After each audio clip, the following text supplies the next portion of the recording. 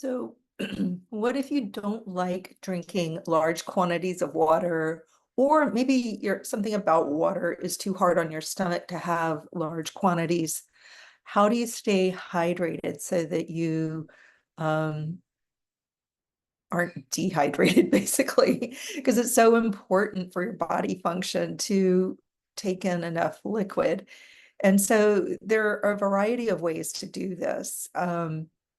You can have pretty much almost any other liquid. And I think as long as you're not just drinking coffee all day long, you can include some caffeinated beverages. I think as long as you're not, I think, reverting to carbonated beverages all day long, you can have some carbonated beverages that aren't super sugary, and that would count as hydration. Any liquid technically counts as hydration to some degree, but you can think of options that are healthy and good for you and give you the hydration. So one thing you can do is in your food, and this is actually just a good tip for eating anyway, is to look for high water content foods. So those are going to be your fruits and vegetables are your high water content foods.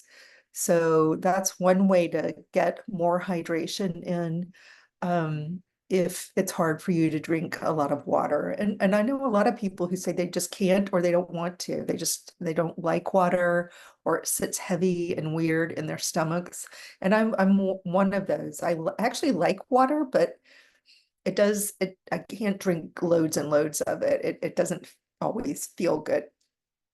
So one thing I do is I make my own kind of teas in the summer, in the winter too, but I make a lot of different herbal iced teas, and I often will boil fruit along with that so that there's more flavor and more vitamins. So you're actually getting kind of a vitamin boost when you drink it. So one example would be, I don't know if it was yesterday or the day before, I bought a bunch of fresh peaches from the farmer's market and just chopped them up, left the peel on, boiled them with a little bit of honey and trying to think if I put anything else in there. I don't think I put any spices, maybe a touch, just a little bit of cinnamon. You wouldn't even taste it, but it's just in there just to give it a little something. And then I threw in some just regular black tea bags, but not a lot. So it's not like a high caffeine content because this was a huge pot of water. And I put in 2 tea bags. So that's a pretty weak tea. But when you added in all the peaches and a little bit of honey, or no, actually, sometimes I would use honey. The day before yesterday, I used coconut sugar. So it gave it this darker color. So it looks like a stronger tea than it is, but it has a tiny bit of caffeine. I live in the United States in the South, and it's very traditional here to drink iced tea in the summer. And so this is not too high caffeine. It's got some vitamins from the peaches and it has coconut sugar, but not a lot. I didn't oversweeten it at all. So it's just a nice, refreshing drink. And the peaches, like the peach flavor, really got in there. And so it's actually a concentrate. So when I pour it, I bring it out of the refrigerator to make a glass of it. Here it is here. Um, and this, I like something, I don't know how you say it, Tajin. It's a spice. I like the little kick from that. So I put that in here too. That's what those spots are. But this is my peach iced tea. And so when I get it out of the refrigerator to pour it into a glass, I pour about half, maybe 2/3 of the tea concentrate, and then I add water. Yesterday I was adding a slice of lemon. Today I added the Tajin. I just wish I knew how to say that one correctly. Tajin, I have no idea. Um, but those are some things you can think about. I also make herbal iced tea blends. So one I make that I really love is lemon balm plus mint. So it's a mint lemon balm iced tea.